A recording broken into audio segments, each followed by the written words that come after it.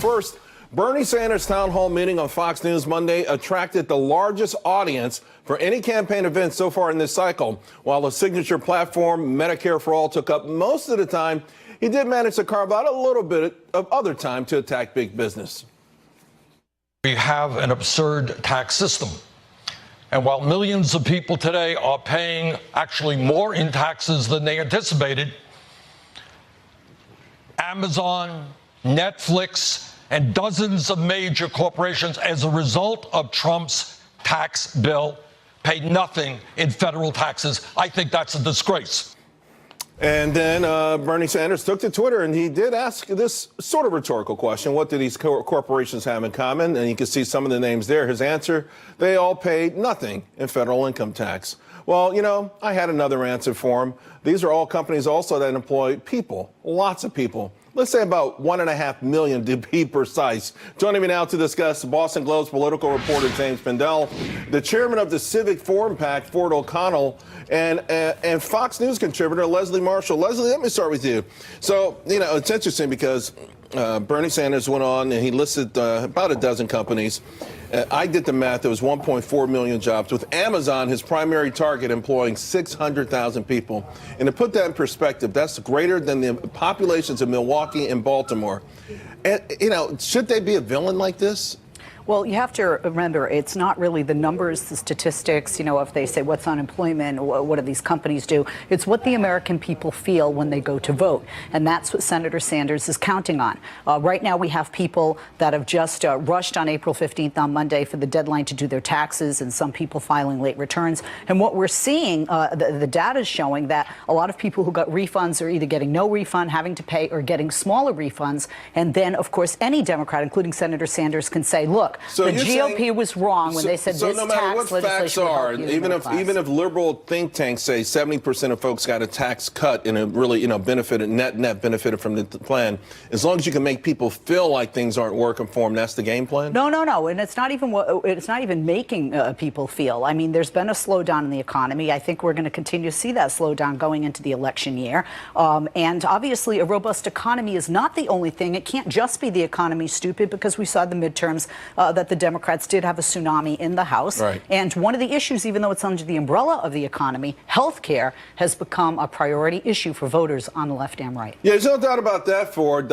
In fact, the stock market has seen healthcare stocks getting walloped. Yesterday, crushed hospital stocks, health insurer stocks. To me, that says Bernie, without a doubt, is the lead candidate in Wall Street's eyes, and they are afraid of his policies, in part because no one knows what the price tag will be for Medicare for All, except that it's going to be in the trillions. Well, I've been telling you for quite some time that Bernie Sanders is definitely a front-runner for the Democratic nomination. That said, America does not run on his perverse sense of fairness. It runs on jobs and profits. And when he targets the tax write-offs of a company like Amazon, it's a con. What he's really saying is private enterprise is immoral and companies like this shouldn't exist. Well, we have to understand that if Bernie is able to implement his policies, not only will people be jobless, they will be broke and unable to pay for his not-so-free health care. That's the bottom line, and that's what Republicans have to make the case. They have to go from what he says, because what he says does sound good and it is emotional, but you got to remind him of the bottom line. And I do disagree with Leslie. Actually, Leslie, Donald Trump's 2020 prospects hinge on whether or not we have a decent economy in the fall of 2020. If he does, he will be reelected. Well, we know Goldman Sachs believes they've crunched the numbers and they have a more optimistic outlook than Leslie does on the economy,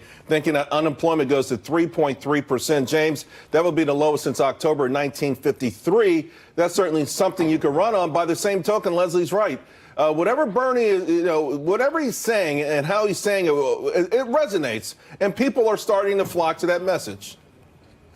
Well, look, and I'm just starting to flock. This is the same populist message that helped fuel Donald Trump into the White House. Remember, while he talked about lowering corporate tax rates, he also talked about increasing taxes, particularly on hedge fund owners. And he criticized heavily, as you know, major corporations for sending jobs outside of America. He's not above criticizing his own corporations for his own benefit. And look, obviously, politically, this does play well. I think it's important to remember, of course, Bernie Sanders is running against 5,000 people for president on the Democratic side. So what he needs to do is continue to appeal to that slice of the pie that could easily make him the nominee. And that slice of the pie is a group of folks who really want to hear this message. You know, another thing that Bernie Sanders and Donald Trump have together, the elites don't like him on both sides. I mean, you know, there's been a lot of complaints out of the Bernie Sanders camp, and more recently some articles saying that Democrat elites are so afraid of him changing the party essentially, and just, you know, turning it upside down, much the way President Trump has done with Republicans. Do you see that? I see a change. Since 2016, Senator Sanders pulled the party left, no question. Medicare for all, the fight for 15, and some climate change proposals that now have become AOC's Green New Deal.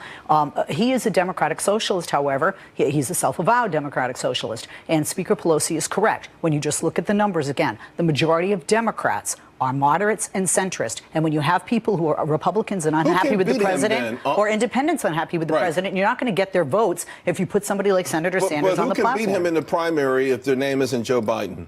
Oh, well, that's Joe Biden. Well, I don't know, because I do think Mayor Pete is seeing a meteoric rise very fast. I don't know how long that'll last. The attacks on him haven't come in. Beto, Kamala, I think are all contenders. Hold on one second. Do we have time to run the Beto sound video, guys?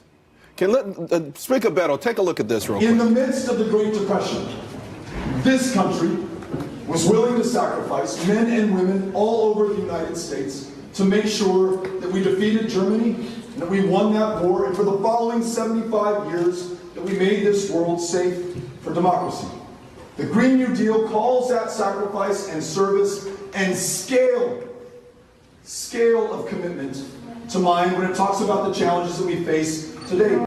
Ford, you know, listen, maybe it's just me. When a guy donates 0.3% of his income to charity and then tells me I'm going to have to make massive sacrifices for a deal that I don't believe in, I'm reluctant to even consider him seriously as a presidential candidate.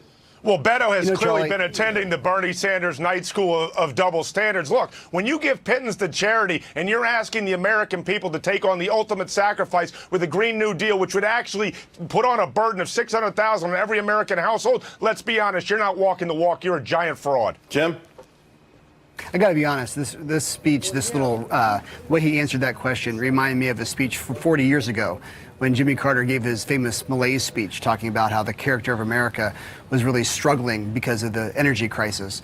This is not exactly inspirational stuff from him, and I think his campaign right now is kind of flailing and trying to find where it's going to go with the rise of Pete Buttigieg. Yeah. Really Everyone said Mayor Pete is the new improved Beto with an actual game plan and a resume.